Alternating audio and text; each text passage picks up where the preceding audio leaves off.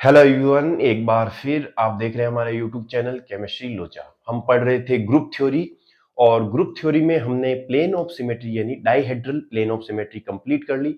उसके बाद का हमारा नया जो सिमेट्री एलिमेंट्स है, तो आज हम पढ़ने वाले हैं सेंटर ऑफ सिमेट्री या फिर इन्वर्जन सेंटर। क्या है हमारा टॉपिक?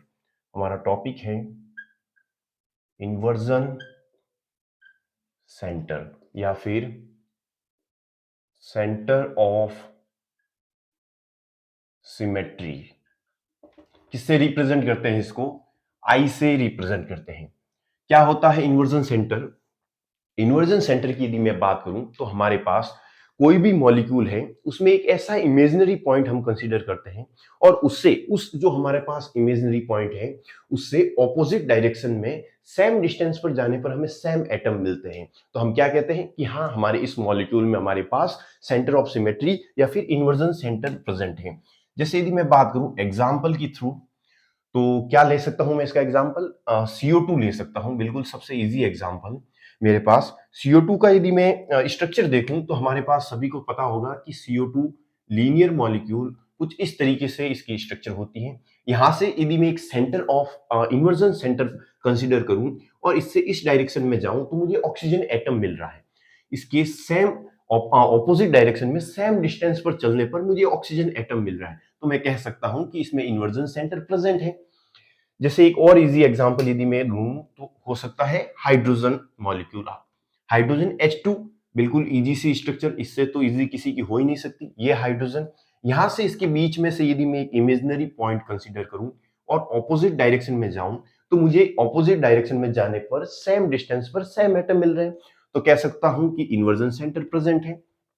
और जैसे मेरे पास एक एग्जांपल यदि मैं लूं C2H4, बिल्कुल ये हमारे पास हाइड्रोजन हाइड्रोजन हाइड्रोजन, ये कुछ इस तरीके से स्ट्रक्चर होती है इसकी। यहां से यदि मैं एक इन्वर्जन सेंटर कंसीडर करूं तो यहां इस डायरेक्शन में जाने पर कार्बन, यहां से इस डायरेक्शन में जाने पर कार्बन, यहां पे जाने पर हाइड्रोजन, सेम डिस्टेंस पर जाने पर हाइड्रोजन, इस साइड जाने पर हाइड्रोजन, इस साइड जाने पर हाइड्रोजन, तो मुझे सेम डिस्टेंस पर ऑपोजिट डायरेक्शन में जाने पर सेम एटम मिल रहे हैं, तो कहूंगा कि इन्वर्जन सेंटर प्रेजेंट है। अब मजे की बात क्या है कि क्या होता अगर ये हाइड्रोजन और ये हाइड्रोजन ये हटा के यदि मैं Cl और Cl, कोई जरूरी नहीं है Cl, Br ले लो आप या फिर आयोडीन ले लो, कुछ भी ले सकते हैं, तो ये यदि मैं यहाँ पे क्लोरीन क्लोरीन एटम लगा दूं तो अब क्या होगा? यहां से यहां जाने पर कार्बन मिल रहा है, यहां से यहां जाने पर कार्बन मिल रहा है, इससे और ऑपोजिट डायरेक्शन में इसके इस डिस्टेंस पर जाने पर क्लोरीन मिल रहा है, इस डिस्टेंस पर आने पर मुझे क्लोरीन मिल रहा है। सेम यहाँ पे हाइड्रोजन, यहाँ पे हाइड्रोजन, तो मैं कहूंगा कि यहाँ पे इन्वर्जन सेंटर प्रेजेंट है। लेकिन अब होता क्या, यही क्लोरीन यदि मैं यहां लगा दूं, ध्यान से समझे आप इस बात को, यही क्लोरीन जो हमारे पास ट्रांस स्ट्रक्चर थी हमारे पास, उसको मैंने सिस बना दिया, तो अब हमारे पास बात आती है कि अब इसमें इन्वर्जन सेंटर प्रेजेंट है या नहीं है, कैसे विजुलाइज करेंगे? यहां तक तो मामला सही था, इस पॉइंट से यहां जाने पर कार्बन, यहां जाने पर कार्बन। अब मामला गड़बड़ हो गया, यहां जाने पर हाइड्रोजन मिल रहा है और ठीक इसी डिस्टेंस पर इसके ऑपोजिट डायरेक्शन में जाने पर मुझे क्लोरीन मिल रहा है। यहां पे जाने पर क्लोरीन मिल रहा है, इसकी ऑपोजिट डायरेक्शन में जाने पर हाइड्रोजन मिल रहा है, तो अब मैं कहूंगा कि इसमें इन्वर्जन सेंटर प्रेजेंट नहीं है। जैसे यदि मैं एक और एग्जांपल लूं, एग्जांपल ले लूं मैं निकल का NiCN4, कितना चार्ज होगा इस पे? -2 चार्ज हो जाएगा, ठीक है। अब इसकी स्ट्रक्चर की यदि मैं बात करूं तो हमारे पास स्ट्रक्चर होती है कुछ इस तरीके से, प्लेनर स्क्वायर प्लेनर स्ट्रक्चर।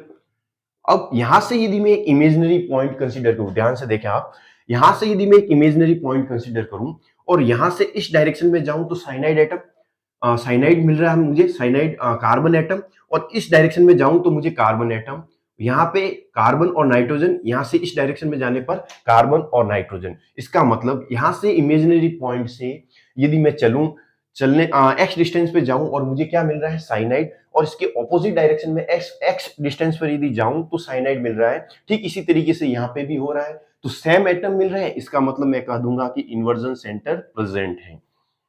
बिल्कुल इजी है इन्वर्जन सेंटर विजुलाइज करना, कोई बड़ी बात नहीं है।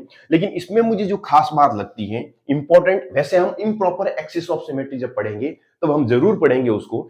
हम जैसे यदि हमने एक्सिस ऑफ सिमेट्री याद हो आपको, तो एक्सिस ऑफ सिमेट्री हमने जब पढ़ी थी तो उसमें हमने देखा था कि जो C1 है उसको हम एक्सिस ऑफ सिमेट्री में कंसीडर नहीं करते। क्यों नहीं करते? क्योंकि हमारे पास जो C1 था, C1 कब आएगा? जब किसी भी मॉलिक्यूल को 360 डिग्री से रोटेट करेंगे, और किसी भी मॉलिक्यूल को 360 डिग्री से रोटेट करेंगे तो आइडेंटिटी आ जाएगी। और आइडेंटिटी हम एज किस में पढ़ रहे हैं? हमारे पास एक अलग से सिमेट्री एलिमेंट्स है आइडेंटिटी, तो हम उसको कंसीडर नहीं करते C1 में।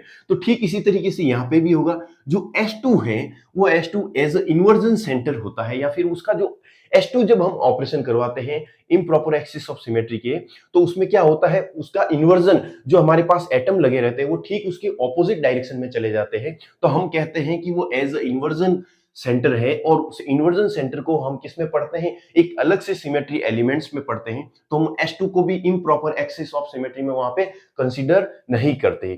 यदि मैं बात करूं इसको एक एग्जांपल के थ्रू, वैसे हम इम्प्रॉपर एक्सिस ऑफ सिमेट्री में पढ़ेंगे। एक एग्जांपल लूं मैं, एग्जांपल क्या हो सकता है इसका? जैसे यदि मैं एग्जांपल ले लूं, बिल्कुल इजी सा एग्जांपल ले लेते हैं। यहां पे कोई एटम लगे हुए हैं, जैसे यहाँ पे A1, यहाँ पे A2 ले लूं, यहाँ पे B1, यहाँ पे B2 ले लूं। बिल्कुल समझने के लिए ले रहा हूं। सबसे पहले हम जानते हैं कि S2 जो है वो क्या होते हैं? इम्प्रॉपर एक्सिस ऑफ सिमेट्री को हम हमेशा कैसे लिखते हैं कि या तो पहले रिफ्लेक्शन करवा देते हैं और रोटेशन उसके बाद करवाते हैं, या फिर पहले रोटेशन उसके बाद रिफ्लेक्शन करवा देते हैं। तो हमारे पास इम्प्रॉपर एक्सिस ऑफ सिमेट्री हम कुछ इस तरीके से लिखते हैं। तो अब होता क्या है कि यदि मैं इसमें पहले रोटेशन करवाऊं, यहां से एक इमेजिनरी एक्सिस, कोई जरूरी नहीं है यहां से 180 से, आप यहां से भी पास कर सकते हैं, 180 डिग्री से इसको रोटेट करवाऊं तो हमारे पास कुछ इस तरीके से स्ट्रक्चर आएगी। इसको रोटेट करने पर क्या होगा? ये कार्बन घूम के इसके पीछे कार्बन की पोजीशन ले लेगा और ये सामने से रोटेट होके यहां आ जाएगा। ठीक है, इनकी ये तो ठीक है, इन पे क्या फर्क पड़ा होगा? ये जो B1 है वो घूम के कहीं यहां चला गया होगा, ये जो B1 है वो घूम के यहां आ गया, और A2 जो है वो यहां आ गया, और ये जो A1 वो B2 है वो इस एक्सिस के अलोंग रोटेट करने पर घूम के कहां चले गए होंगे? B1 वो A2 की पोजीशन ले ली होगी, A1 B2 की पोजीशन। अब होता क्या है कि अब इसमें यदि मैं है ना प्लेन पास करूं, यदि इसका रिफ्लेक्शन यदि मैं बताऊं आपको, तो प्लेन में यहां से भी पास कर सकता हूं, इसकी मिरर इमेज यहां से भी। मैंने आपको बताया था कि कोई जरूरी नहीं है मॉलिक्यूल के बीच में से ही हमेशा प्लेन पास हो, यहां से भी हो सकता है, बीच में यहां से कहीं से भी प्लेन पास कर सकते हैं। यदि मैं यहां से इसकी मिरर इमेज बनाऊं तो मेरे पास क्या बनती है? ये मेरे पास जो B1 है इसकी मिरर इमेज B1 की यहां बनेगी। A2 जो है हमारे पास कुछ इस तरीके से बनेगा। B2 जो है वो ऊपर चला जाएगा, और A1 जो है यहां कहीं दूर आ जाएगा। ये और ये स्ट्रक्चर आप ध्यान से देखें तो A2 पहले यहां था, अब ठीक इसके ऑपोजिट में, यहां से पहले A2 यहां था, अब ठीक इसके ऑपोजिट में चला गया है। B1 जो था पहले यहां पे था, यहां से ठीक इसके ऑपोजिट में चला गया है। तो हम S2 को, जब हम S2 का ऑपरेशन करवाते हैं तब इसीलिए हम कहते हैं कि ये कैसा है, एज इसको हम कैसे कंसीडर करते हैं कि ये हमारे पास एक इन्वर्जन सेंटर है। S2 का ऑपरेशन जो भी होगा वो हमेशा जो हमारे पास ओरिजिनल मॉलिक्यूल होगा उसका हमें उल्टा मिलेगा, हमें हमारे पास जो मॉलिक्यूल मिलेगा उसका इनवर्स हमारे पास मॉलिक्यूल मिलेगा। तो वैसे हम S1 की भी जब बात करते हैं तब S1 को हम प्लेन ऑफ सिमेट्री में कंसीडर करते हैं। वैसे हम जानेंगे इम्प्रॉपर एक्सिस ऑफ सिमेट्री का वीडियो आने वाला है, इसके अगला सिमेट्री एलिमेंट्स हम वही पढ़ेंगे, तो उसकी चर्चा हम बहुत ही बेहतरीन तरीके से वहां पे करेंगे। तो सेंटर ऑफ सिमेट्री में बस इतना ही है कि इसमें बस ये ध्यान रखना है कि कहीं पे भी सेंटर, मॉलिक्यूल के सेंटर में से एक इमेजिनरी पॉइंट हमें कंसीडर करना है, फिर उससे हमें ऑपोजिट डायरेक्शन में चलना है सेम डिस्टेंस पर, और हमें सेम एटम मिलना चाहिए। जैसे यहां बात की थी हमने हमें सिस वो ट्रांस वाले जो एग्जांपल थे डाइक्लोरो इथाइलिन वाले, तो उसमें हमने देखा था कि क्लोरीन जो है, जो ट्रांस है उसमें तो इन्वर्जन सेंटर प्रेजेंट है, लेकिन जो सिस है उसमें इन्वर्जन सेंटर प्रेजेंट नहीं है। तो हम इस तरीके से सेंटर ऑफ सिमेट्री को विजुलाइज कर सकते हैं किसी भी मॉलिक्यूल में। और ये कॉन्सेप्ट हमारे और भी अच्छे होंगे जब हम सिमेट्री ऑपरेशंस काउंट करना सीखेंगे, और जब हम पॉइंट ग्रुप लिखेंगे किसी भी मॉलिक्यूल का तो हम सारे 1 by 1 सिमेट्री एलिमेंट्स लिखेंगे। उसमें ये 1 by 1 हम विजुलाइज करेंगे कि इसमें एक्सिस ऑफ सिमेट्री प्रेजेंट है या नहीं है, इसमें इन्वर्जन सेंटर आइडेंटिटी वगैरह प्रेजेंट है या नहीं है। तो बिल्कुल सेंटर ऑफ सिमेट्री या फिर इन्वर्जन सेंटर के लिए इतना ही।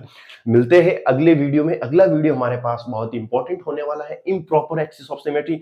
उसमें हम देखेंगे कि हमें सबसे पहले तो ऑपरेशंस कहाँ से करने शुरू करने हैं, या फिर जो S1 हुआ S2 को हम क्यों कंसीडर नहीं कर रहे हैं, या फिर उसको प्लेन ऑफ सिमेट्री कंसीडर क्यों कर रहे हैं, या फिर इन्वर्जन सेंटर क्यों कंसीडर कर रहे हैं, उन सब की चर्चा हम अगले वीडियो में करेंगे।